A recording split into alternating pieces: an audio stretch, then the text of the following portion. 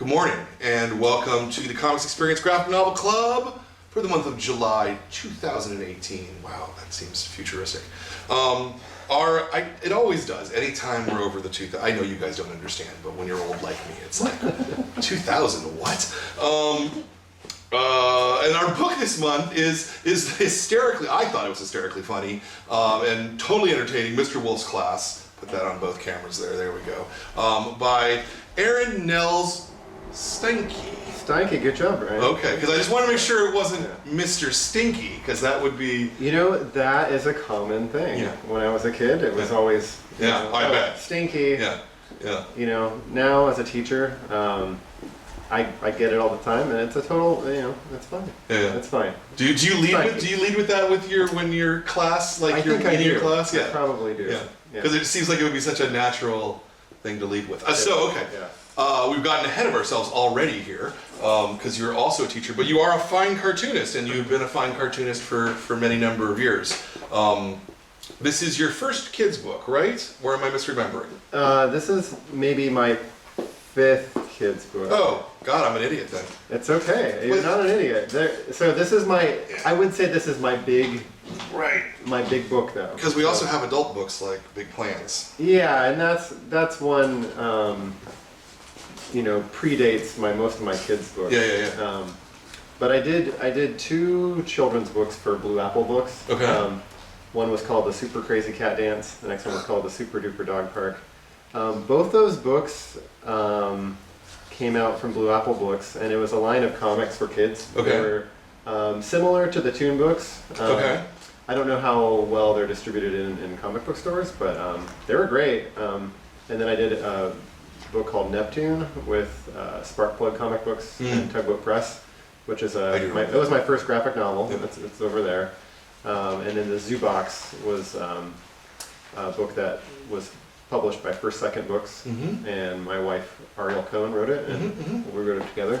And we ended up winning Eisner Award in 2015 for it. Well, it's really embarrassing. I didn't know that. Oh my gosh. It's okay. It's okay. That was the book that got me on track to do Mr. Wolf's Class. Yeah. And so, yeah. Yeah. All right. We'll get to this. Sure. Let me ask you, why comics? What is it about comics that excites you as an art form that you'd rather do that than, I don't know, make a movie or write a novel? Why comics? Well, I kind of came about comics through, I think the way that most people of my generation did, reading comics in the newspaper. I discovered, Mad Magazine comics when I was a kid. Mostly the Spy versus Spy stuff was that, I think, very pantomime-y, visual, primarily visual storytelling. And then I discovered Marvel Comics when I was in elementary school. I didn't really feel like those superhero comics they didn't teach me to tell my own story. It took a while. I would usually just draw like pinups and splash pages of characters. I'd make up my own superheroes.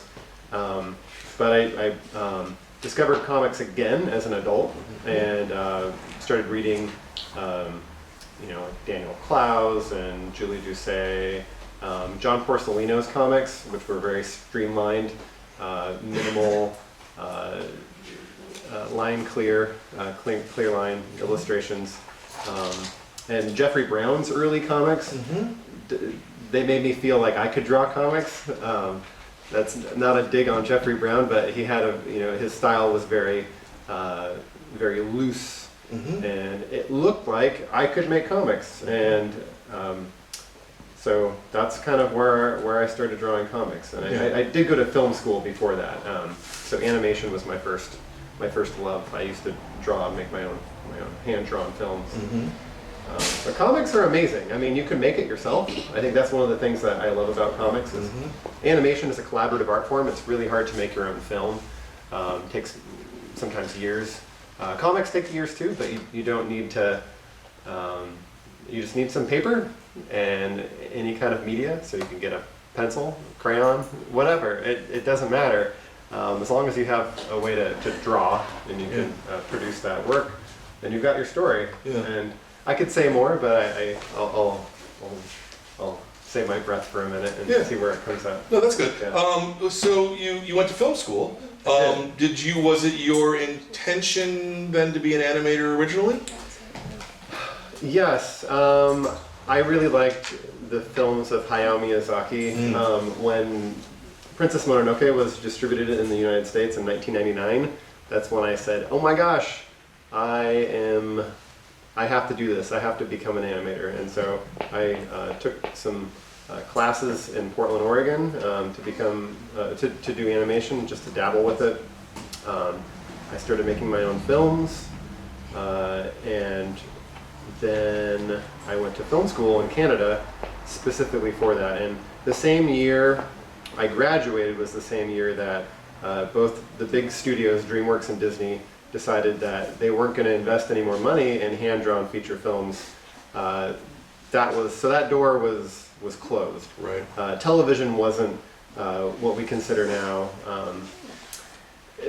I feel like in the last 10 years, television animation has really, I guess, elevated itself, or at least there was a way for indie cartoonists and cartoonists to enter into animation that way.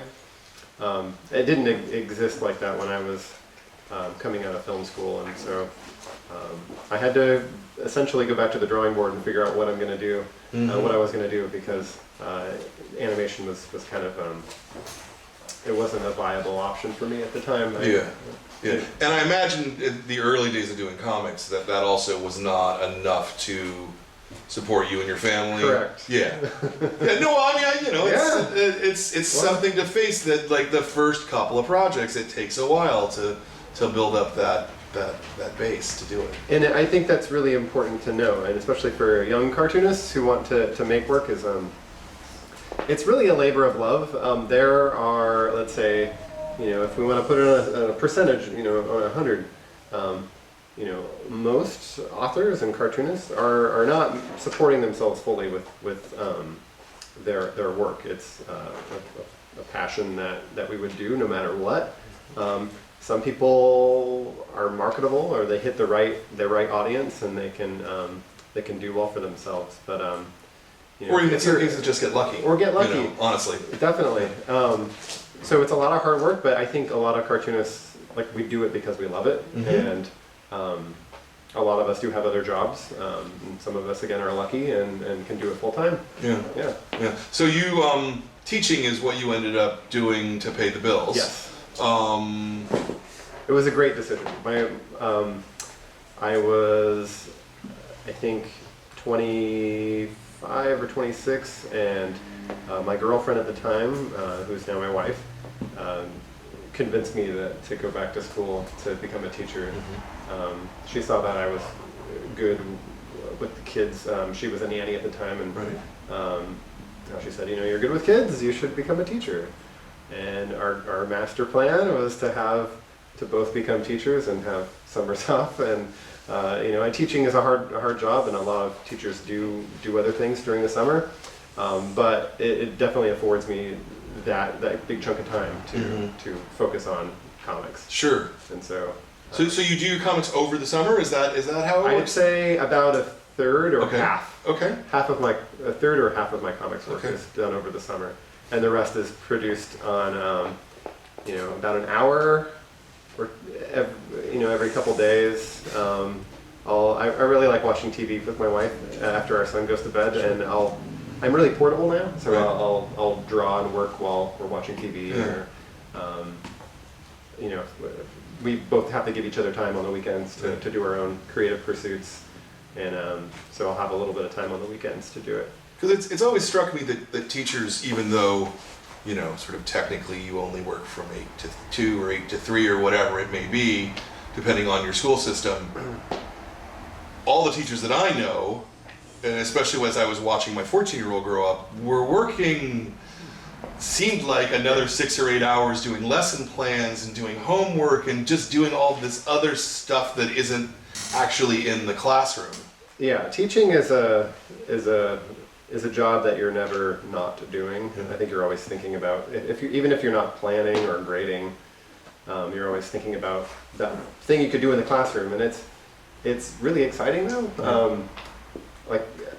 I definitely do give myself limits and like cutoff points where like, you know what, I can't do that thing because I've already put in a lot of effort into that, and now I need some personal time to do my projects. So it is hard. I mean, there are teachers who are very intimidating to work beside because they do not stop. Yeah.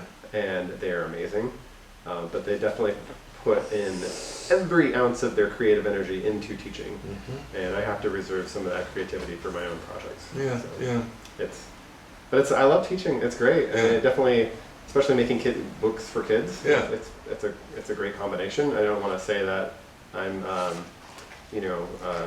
capitalizing on that in some sort. Right. It was never a motive. But they really dovetail well, or that's the right analogy, but they really go together. Yeah. What subject do you teach, by the way? I teach everything. Everything, okay. So I'm a 4th and 5th grade teacher. Okay.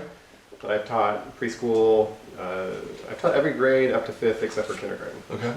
All right. Yeah. Is there a specialty though for, like, whether it's language arts or math or? So I teach everything. So I love to teach everything. Yeah. My favorite thing though is definitely social studies Yeah. and history, science. That's why I like teaching upper elementary more than, let's say like 1st or 2nd grade, because we can really get deep into Sure. Government or history, United States history, Yeah. or I'm thinking of anyway, yeah. Yeah, very good. Well, I have a tremendous amount of respect for teachers, as well you should at home also have a lot of respect for teachers. No, they work really hard. You guys work really hard, and for not as much money as it should be either. You know, cartoonists and teachers seems like you have that in common in a way. Why? So why am I doing both? Yeah. I love it. So, how much from Mr. Wolf's class would you say is based upon things that maybe not in your classroom, but that you've seen in school, and how much is just out of your head? So that's a very good question. Originally, I was making my own personal stories that were autobiographical about teaching. It was great. I would put these comic strips on the internet, and I would have immediate feedback, and it would definitely be things that just happened. Usually they were 90% true. So let's say one of my favorite strips, it's hard to probably describe here, but I had 1st graders who like to take my dry erase markers and write on the dry erase board. And I said, okay, fine, you could do that as long as you erase it when you're done. Right. And so in the comic strip, the kids are doing that. They're really excited to draw on the dry erase, the whiteboard. And then at the end, they're done. And I go over to the board, and the board is covered. And it's like, but it's covered in things like, I love Mr. Wolf, heart, heart, heart. And it's all these like really endearing, like warm things. Like the kids love their teacher. And this is something that really did happen. Yeah. But then I was like, I told them to erase that. And then the last panel is me erasing it. So I like to put a little bit of that kind of humor into it. And I like to look for the humorous things. With the book, with Mr. Wolf's class, the fictional book, it is mostly fiction. It's less my observations in class. Those things are easier to do in a one-panel or a one-page comic strip because it's got a punchline. You just move on. It's really hard to get those things into this kind of book. So while there are things that I really try to make it like a classroom that is a real classroom, and there are kids who inspire these kids, and those kids change every year. Like the character Randy, who's a cat. She's right here. There's definitely a student I had who I thought that's who it was, and then actually it's still that person. I shouldn't say who it is, but very similar to a student I used to have. But a lot of like the things that the kids are going through, a lot of times it's things that I went through when I was a kid. Sure. Because that's where I have the stronger emotions and feelings. And so, yeah, and I put those all together, and it becomes a work of fiction that has got some truthful things to it. But yeah. Yeah, and it seems too that I mean, correct me if I'm wrong. There's going to be another one. You've got several of these planned, yes? Yes. Yeah. So the second one is finished. I finished Okay. it actually last summer. Okay. The third one I'm working on right now. I'll show the camera and the audience. So this is the third book. This is the way I start my comics. Nice. I actually sketch out the entire thing in very large. I don't do thumbnails because thumbnails are tiny little drawings, and I don't think they translate well to. If you make a drawing that's really small that works really well, it's hard to make it work well as a bigger drawing. So I draw really loose, really big, and once I've done that, I can go through and cut out pages that don't work. I use a ballpoint pen, so I'm not precious about it. I don't erase anything. I just cross it out or start a new drawing. I like to use square panels so I can move them around. So like on this page, it's hard to see from where you are, but the panels are out of order because I decided that I like this panel down here, which was originally panel 5, I like that better as panel 4. Or this is panel 3, and I just switch them around. Once I've done that, I have to show it to my editor. I scan it, I put it in the right order, and she gives me feedback and tells me, helps me figure out what's working and what's not. Very helpful to have a good editor. And then I go on to doing my clean pencils. I'll show you a little bit of that. So, don't want to give too much away, but let's say, so I started out with my rough drawings. I print them in very light blue on a nice paper, and then I go over and redraw with mechanical pencil. So I've got all the writing in there, and I've got the characters doing the things I want them to do. And then I send that to my editor.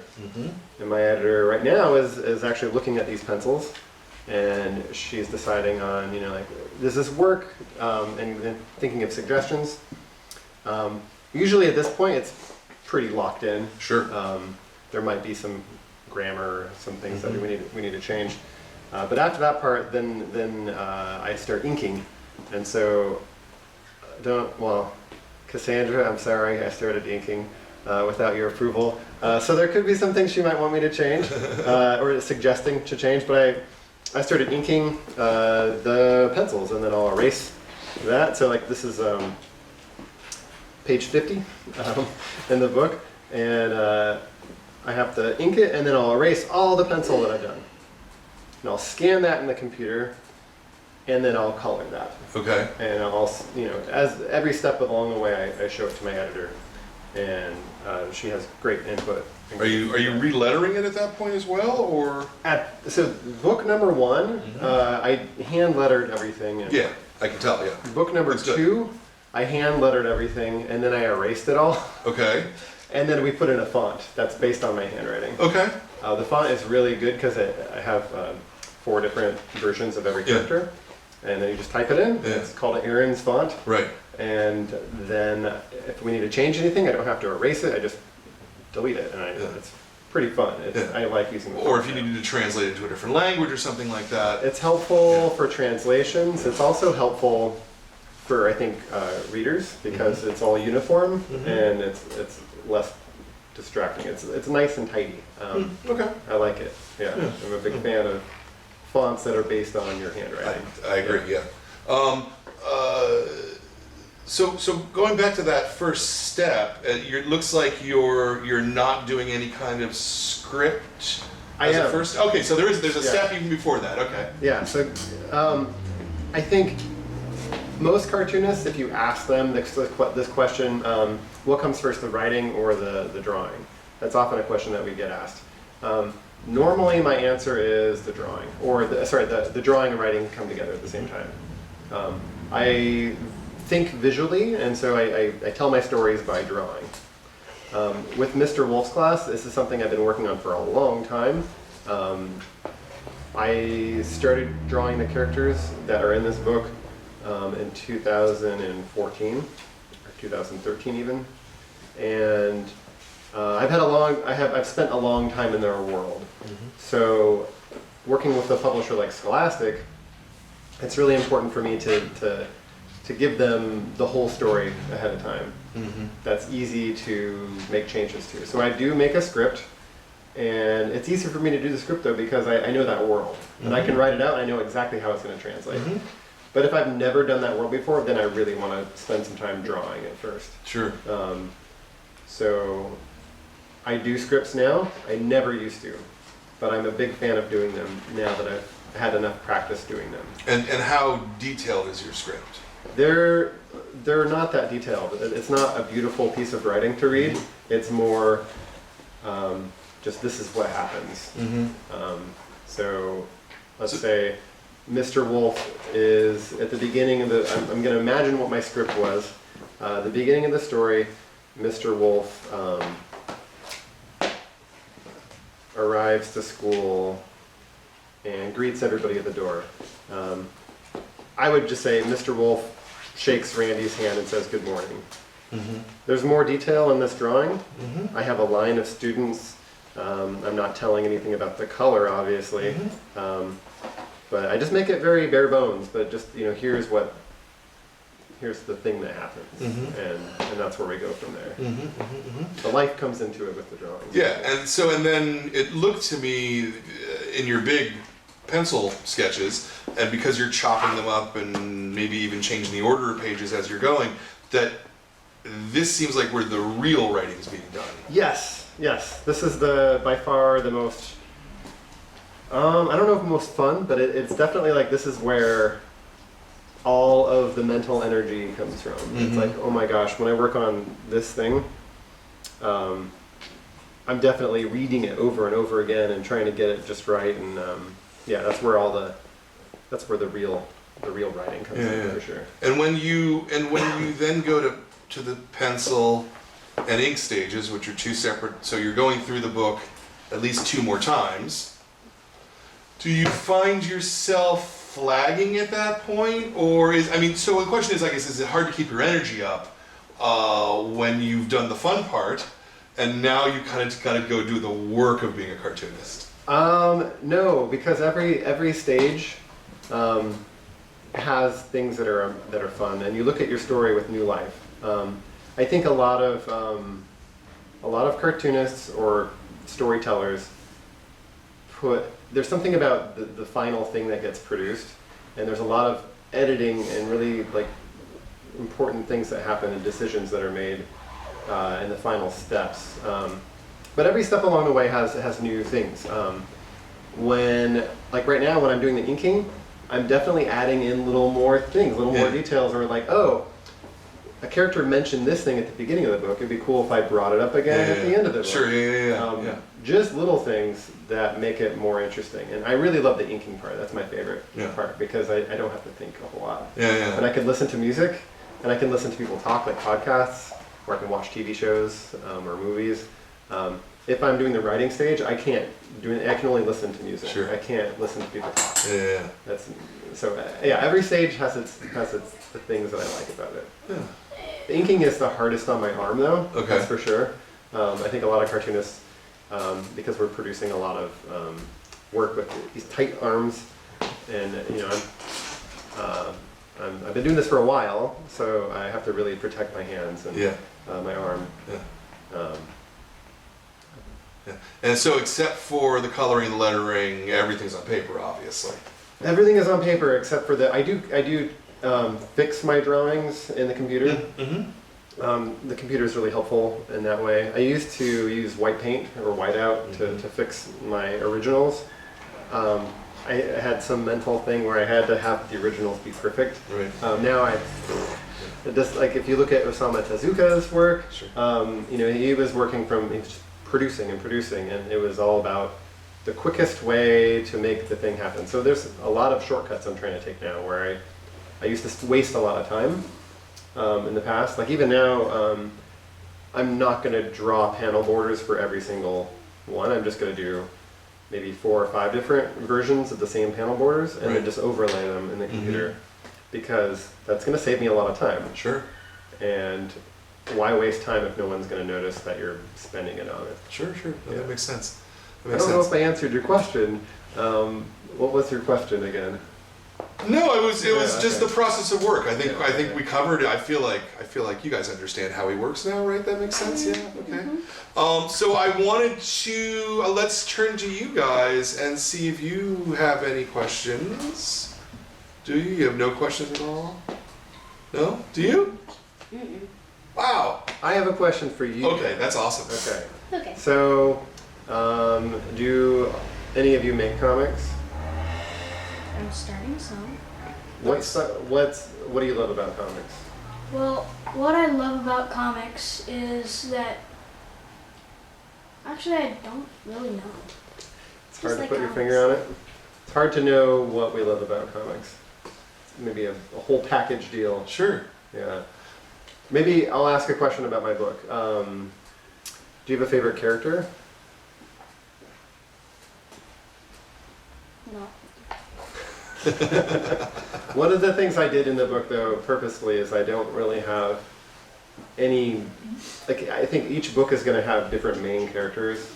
I really wanted the feel of a good ensemble television show, where there might be some main-ish characters. Like Mr. Wolf is definitely, it's named after him, but it's about his class. So he's kind of a character that's always there. But then I have new characters that kind of get the spotlight for each book. Sure. Whereas the first book, I think it does rotate a bit, but Margot and Samson kind of share a spotlight because they're kind of introduced at the beginning and then they're reintroduced at the end.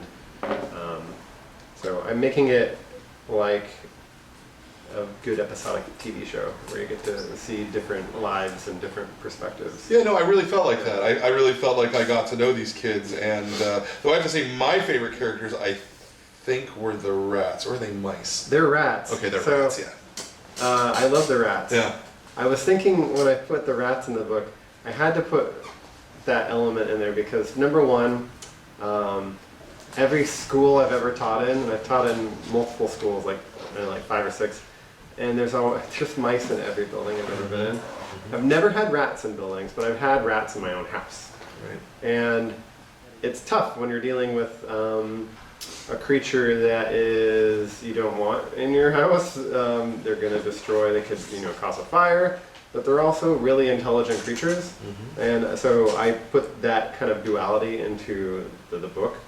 People have rats as pets, and they make really great pets. And in the book, they kind of have their own. They wear clothes. they have a little society. You see them in every book, so they always play a little bit of a supporting role in every book. Yeah, no, it feels like there's this whole backstory about the rats that we're going to find out over the course Yeah. of. Yeah. And it's fun to just see how that happens. I don't have everything written, but it's just watching it unfold. I feel like the stories are kind of writing themselves. Right. Yeah. Right. Other than like a style, as a style thing, why animals?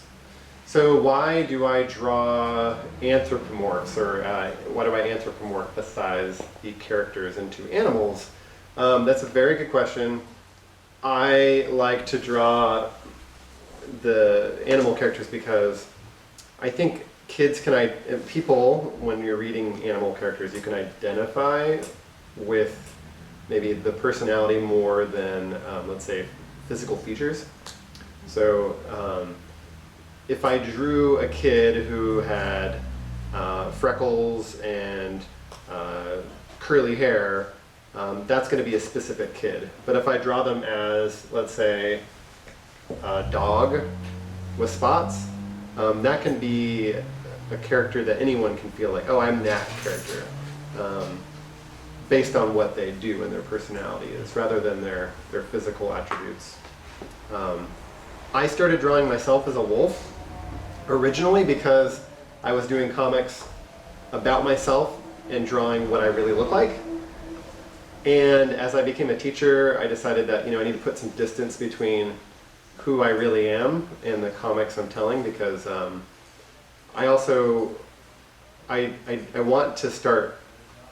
wanted to start moving away from reality, and I wanted to start fictionalizing.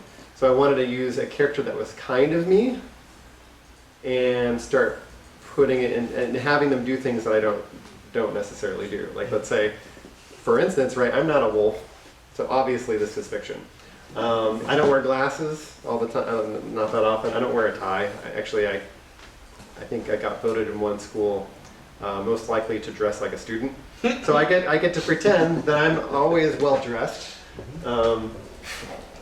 And also when I was doing the comic strips, I was doing things that were kind of modeled on real students, and I wanted to protect their identities as much as I wanted to protect my own, so that you couldn't say, hey, that's Martin, or I don't know, maybe that's that name. I've never had a Martin. Making sure that they're not identifiable, and I'm not crossing any boundaries of Sure, of course. Personal identification.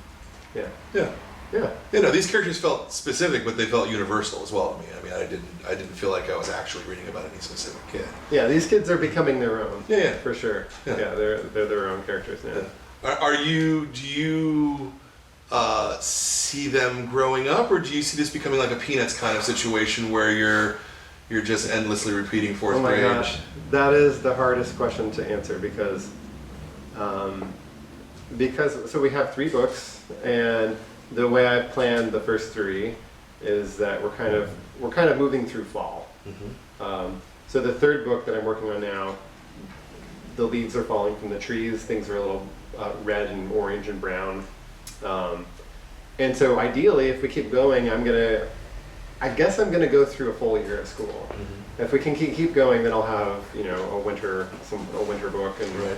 eventually spring, and then maybe at the end of some kind of arc, there will be like a graduation and the kids move on. I don't know. Mm-hmm. We'll see what happens.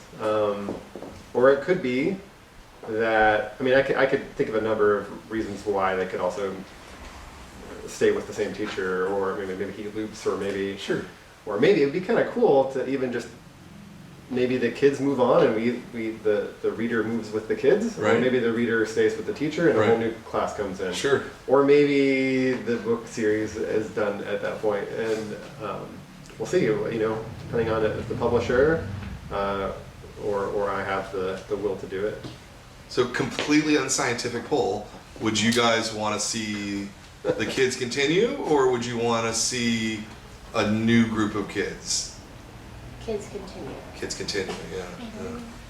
Yeah. I think that. Because it Okay. was just the first day of school. It Yeah. has to be the whole school year Right, exactly. to begin with Exactly. the comic. Exactly. Yeah. Yeah. If I had my way, I would definitely do 9 books, which is a lot of.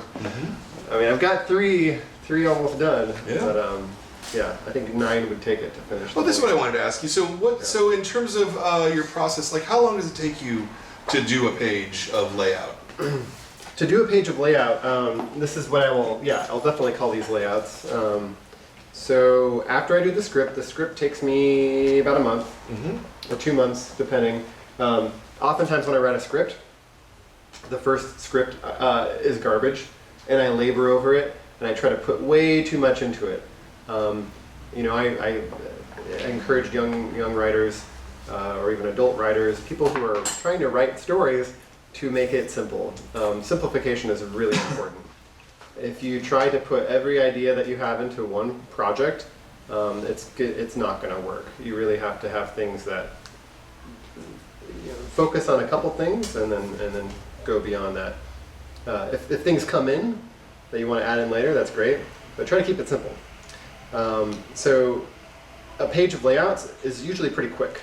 I think I actually filled up this sketchbook. It's 176 pages in the 3rd book, which is a little more than the first 2.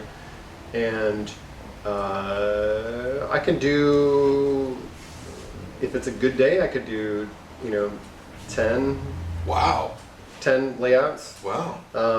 or even 15. Wow. If it's a regular day, it's usually 1 or 2. Like if it's just the evenings that I'm working, then it's 1 or 2. Sure. And then sometimes I cross those out and I have to go back to the. Yeah. No, still being able to get 15 pages out, that would be amazing. And this process actually goes a lot faster than some of the other parts. Mm-hmm. But that's only 1/5 of the work that goes into one page. Sure, sure, sure. So then I gotta go in and redraw it, and then there's the scanning and assembling a PDF for my editor. So right now, actually, the inking process is maybe going, it's a little fast, which is good.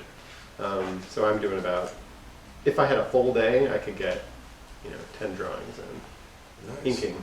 But if, like yesterday, I got one in at night. Yeah. So Well, I'm sorry for dragging you out to San Francisco. I I feel like that's 10 pages gone. Wait a no, minute. this is so much fun. I actually, the thing is, I went to the museum and I got inspired. Oh, nice, I mean, awesome. that's the thing. It's like Oh, yeah. you gotta take a break. You can't just work. Sure, That's just that's why you live your life if you're Sure. just gonna be working in the whole time. sure. It's good to get out and get inspiration and read a book. Yeah. Watch a Well, movie. I think you said you wanted to do some drawing for us. We've got about 15-20 minutes left. Okay. This might be the time. Sure. Do you guys want to see a little bit of live drawing? Yeah. Yay. Okay. Very good. All right.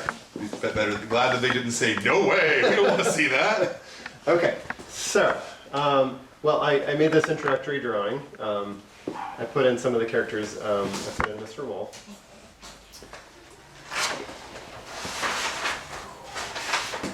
And the live drawing I'm doing right here is not at all like the drawing I'm doing in my book. I mean, it is a little bit, but the drawing I do in my book, I definitely pre-plan, and I draw with the pencil first, and I want to get it just right.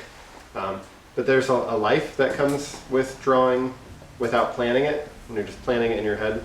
And you can get things that you didn't normally think you'd get in. I'm going to start by, again, drawing, let's see. I'm going to draw some of my favorite characters, and I'm just going to have them be in there. So one of my favorite characters is Margot.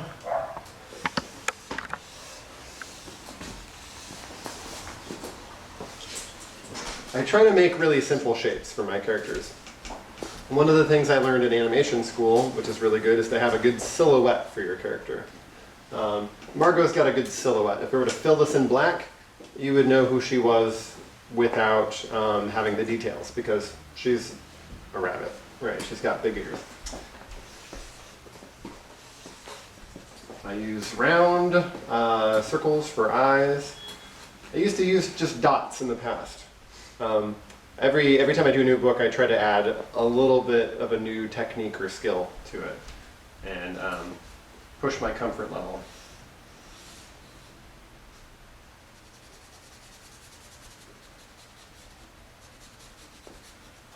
If you're experimenting with cartooning at home, if you ever do like a large black area, a lot of time cartoonists will do it in the computer.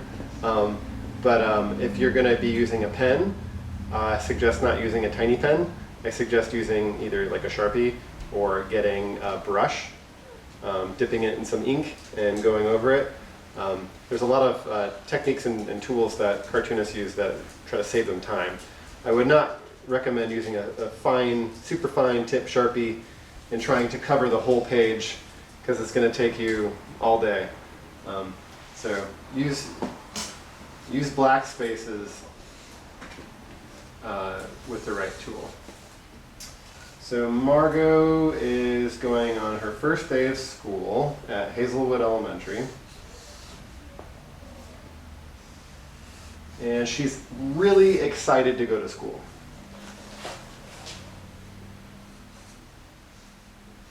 I don't think I liked school when I was a kid. I don't know why. But Margot is the kind of kid that I recognized when I started becoming a teacher, that most kids really love school. They really love it. And she cannot get enough of it. And that was something I didn't realize, how much kids love school. Not everybody does, and it really depends. But it's Margot's place.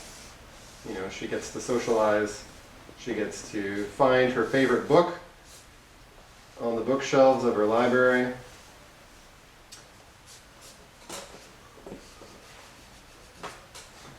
A lot of times when kids are drawing, I think people have a hard time drawing hands and arms, and what are they doing? I see people do this a lot where they put their hands behind their back because they don't want to show that they don't know how to draw hands. It's okay. Try it. Have arms act it out first. So what is your character going to do? Oftentimes I just have my characters going, "Wah!" because they're so excited. And so there's really not a lot to it. I like giving my characters 5 fingers. It's something I hold very dear to my heart, that my characters have 5 fingers. The Disney method of having 4 fingers, which was a way to save line work on animation production, somehow stuck. And so a lot of people draw 4 fingers. There's no reason to do it. Put 5 fingers on your characters, everybody. Did you have a question? Was that a hand up or was that a yawn? I thought you raised your hand for ask a question. No, okay. Yeah, but if anyone does have a question, you can certainly ask them now.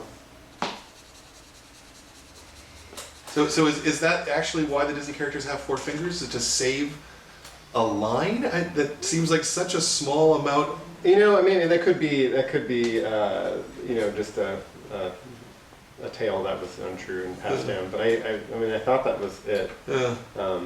If you look at an old Disney movie, my son's favorite one is the 1960s animated Robin Hood, Right. or early 70s. Mm-hmm. And I've actually looked at it, and so sometimes from scene to scene, depending on how big the character is on the frame, if it's a close-up, they might have 5 fingers, and if it's a long shot, they might have 4. Huh. So sometimes they go back and forth, Uh-huh. which is kind of fun to see that, to look for that. I always try to ground my characters by giving them shadows, and my shadows are usually not a whole lot more than a scribble. So I'm going to put her on the ground with the scribble. And she's run down the road, so let me give her an environment to be in. I'll put some plants. I really like to add trees and foliage. Hazelwood Elementary is in kind of like the Pacific Northwest where I live and grew up. We have a lot of big trees, and it's just green. And I really want to put that into my books, my love for plants and animals. Speaking of animals, that's a really hard thing for me to figure out. What animals exist beyond the human, the anthropomorphs? I'm not sure if the kids have pets or not. That hasn't come up yet. But real animals do come in sometimes. There's some ideas, but there's a question. Yeah. I have a comment. A comment. Yes, please. Did you know that this is an actual animal, a drop bear, where it drops on your head and it tears you up to shreds? What is it called? This actual animal is called a what kind of bear? Drop bear. A drop bear. But it actually looks like a koala. It lands on your head and tears you to pieces. It sounds a lot like a wolverine to me, which are big, My friend told me that. big weasels. Oh, really? Wow, I've and never they heard of showed a me drop a bear. video of it. I have never encountered a drop bear. Well, let's do That some sounds research. scary. We want to find out if that's a real thing or not. So check Snopes, everybody. Maybe Go to Snopes. Is a drop bear real? Snopes.com. Don't believe the meme. Okay. So maybe they have little humans as pets. That was my thought. Well, my wife and I already kind of did that in the Zoo Box. Yeah. Okay. Our Eisner Award-winning book, The Zoo Box. Brian, hold up the book. Yeah. can't. Sorry. Yes. No, it's okay. I just gotta plug our book. Gotta plug the book. No, you gotta plug the My book. wife and I made a book where the tables are turned in a zoo. So the zoo animals are the ones who are observing humans who are on display. So it's kind of like a little Twilight Zone episode. Did it really happen? You have to find out. Find out. You have to Yeah. find out where it's open to interpretation. Yeah. So there's Margot. One thing I love about doing comics is that you get to, first of all, you get to draw and you get to read images. I really like reading the picture. And what I mean by reading the picture is that, right, a picture is worth 1,000 words. You get a lot of information just from the drawing, right? But I also like the elements of comics, which are like word balloons and thought balloons. So does anyone have a suggestion for what, since you've read the book or have been checking it out, what could Margot be thinking that maybe is like in line with her character? Anybody have any suggestions? It could even be something silly.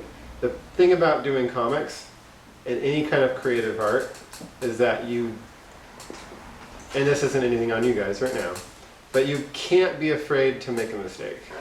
It's okay to just say something silly, stupid. If you think it's stupid, there's nothing wrong. You can decide later on if it's not the best choice. But if I say, hey, I can't wait to eat a donut, is that something that Margot could be thinking? Nope. She could be, but maybe it's not the best choice. So anyone have any other suggestions? Nope. She could be thinking, well, where's she going? Maybe it has to do with where she's going. So if she's running to catch the school bus, and the school bus is that way, anyone have any ideas what she could be thinking? What's my school to say when I should go to school? Say it one more time. The school bus leaves me behind. I'm not gonna go to school. If the school bus leaves me behind, I'm not gonna get to school. She looks a little more happy than that and not worried, so I'm gonna adapt what you said and have her say,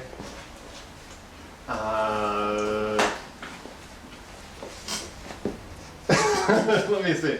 The school bus is stopping, yay, I'm not gonna be late for school. Or, I'm on time. I'm not gonna be late for school.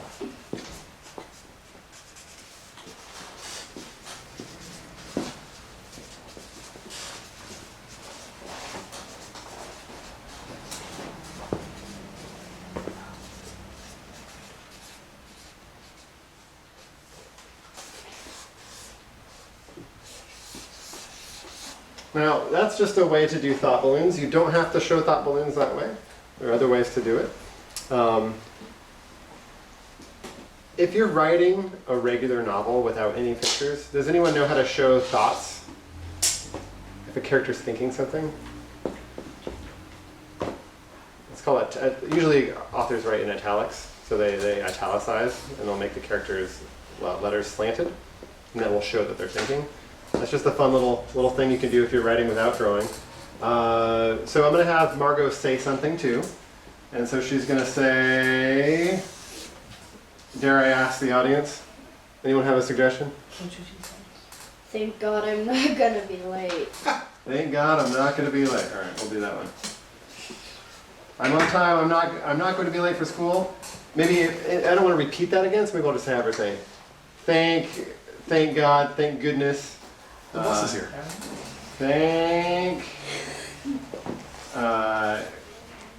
I'm going to say thank goodness because I don't want to offend any people. If that offends them. I have to think about those things with kids' books. Thank goodness. Thank goodness. And then I ran out of room. But I can always change that later. My editor would say, there's too much space in that balloon. You gotta fix that. That's true. So that's Margot. I don't know how much time we have left. Can we do one more drawing? Yeah, no, we can do Okay, one more. let's No do one more problem. drawing. Yeah, we can do one more. I'm gonna sign my name. It's going straight on eBay. And now I will draw, let's say, I'm gonna draw Samson. And Samson is a frog. Because I drew Margot going in this direction, I'm gonna have Samson going in that direction. Sometimes it's fun to make things go opposites when you're going from panel to panel, or making it continuous. You just gotta play around with it and figure it out. So Samson's gonna be running too, but he's got something else on his mind. He is nervous. sometimes I give him little eyes like that if he's really excited. Or sometimes I fill them in and I give a little white space for a reflection.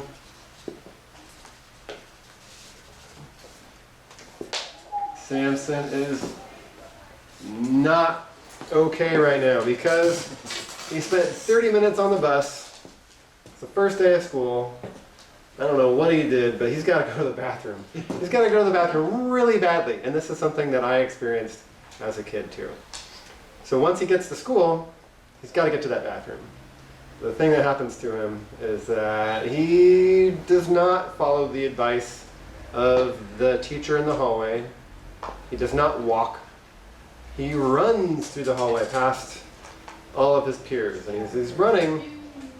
He gets to the bathroom door. And I'll tell you what happens next. So as he's running, None of you have ever ran in the halls, right? We're not allowed to. And you've never done it, right? Nope. Oh, good. 1, 2, 3. I gotta keep by that 5-finger rule. Whoops. Sometimes it is easier to do just 4, but Samson's running. And to show that he's running, I've got his, you gotta act it out, right? If you're gonna draw what your character is doing, you gotta act it out first.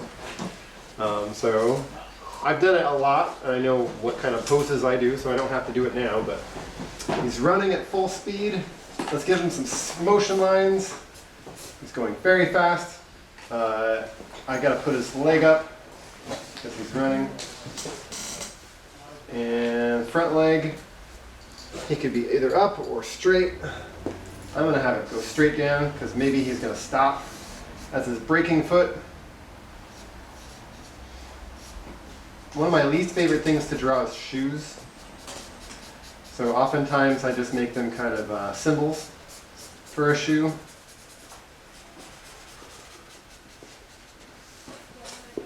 If I put too much detail in the shoe, then it gets too big and it takes away from the rest of the character. I want to have the character as simple as possible. Alright, Samson's running. The characters do have teeth, I just don't draw them that often. And by the way, these characters are humans. They're supposed to be humans, even though I draw them as animals. And one of the things, another little rule I have, just like I always draw 5 fingers, is I never draw, if it's an animal character, I never draw its tail. One of the reasons is because they're humans and they don't have tails. But another reason is because I don't want to have to figure out where the tail goes. I don't want to think about where the hole in the pants is or how it fits when they sit down in a chair. Some people really love those kind of characters with tails, and that's another reason why I don't.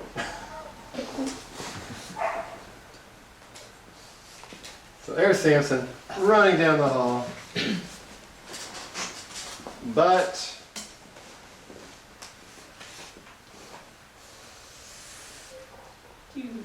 Principal Wilcox is there to stop him.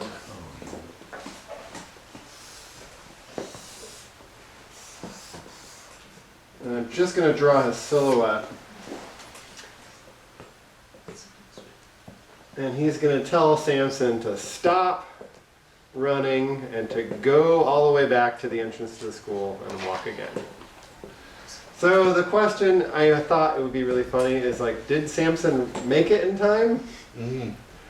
I think he makes it, but I had an original idea I was going to have him have a different pair of pants on.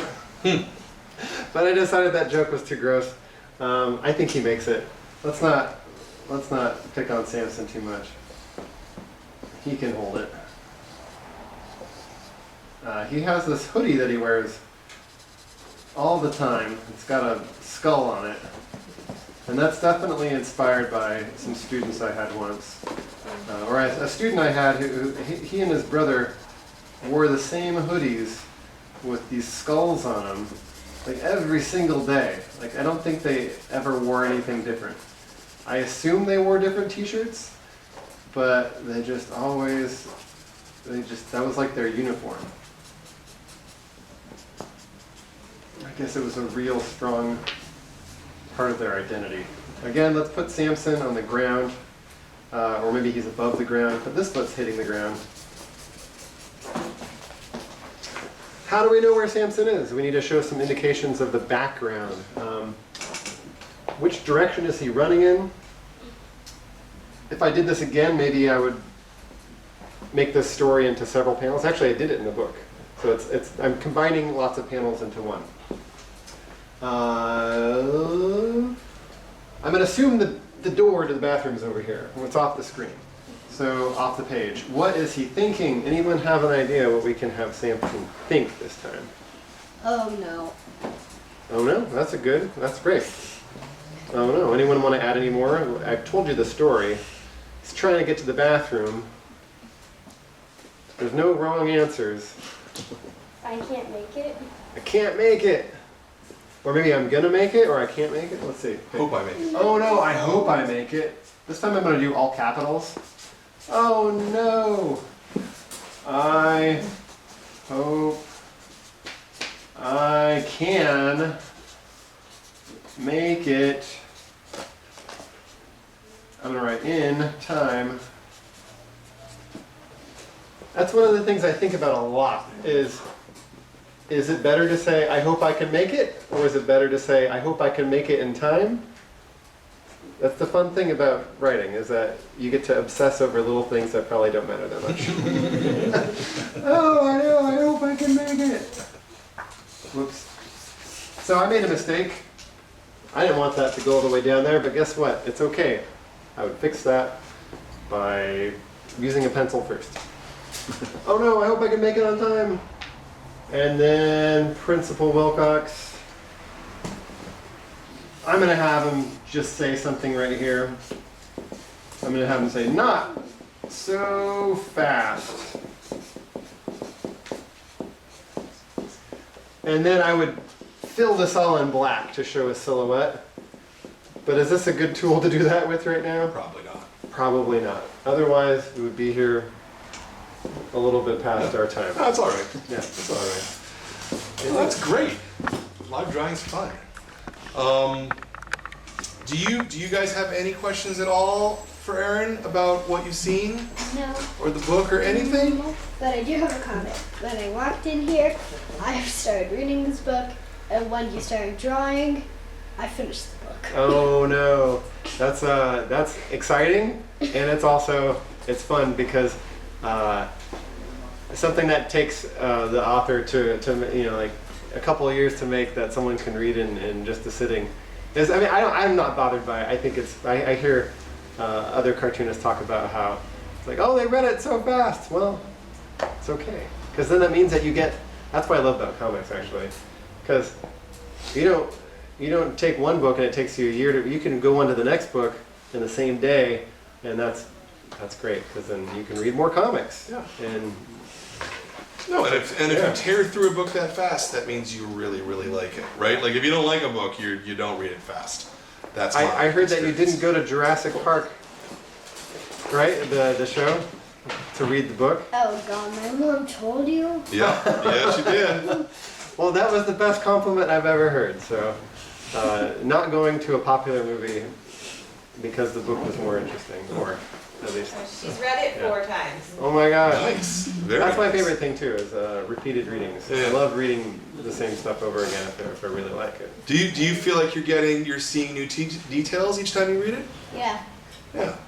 Awesome. because when I started it, I didn't see the stars on her head around when she's like, where am I? Oh, Penny. Yeah. Yeah, I wish I had drawn Penny. Penny's probably one of my favorite characters in that book. Yeah. Well, since you guys don't have any more questions, and I asked most of mine, though not all of them, but most of them, this might be a good time to wrap it up. Our book has been Mr. Wolf's Class, and as I said, I thought this was really funny. I thought this was genuinely one of the funniest books that we've done so far.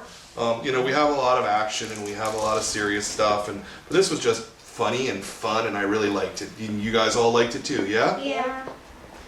Yeah? Yeah. Louder, come on! Yeah! Yeah. There you go. All right. Close enough. Aaron, thank you for coming out and, Thank you, and Brian, talking and to Comics us. Oh, Experience. Thank you so much. absolutely. Thank you, everybody. And next month's book, I don't have it yet to give it to you today, but so you know that this is going to be next month's book.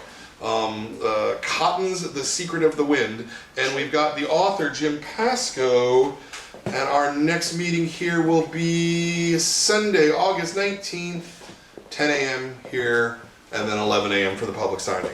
So we hope you can make it to that one as well. I think you're going to like this book a lot. It's very pretty, and it's about rabbits and a rabbit society and how they deal with the world against evil wolves. It's pretty cool. But not Evil wolves. but not evil Mr. Wolves. Yeah. So again, thank you very much for coming out. Thank you, Jordan. Thank you, Aaron. And we'll see you guys next month for the next Comix Experience graphic novel.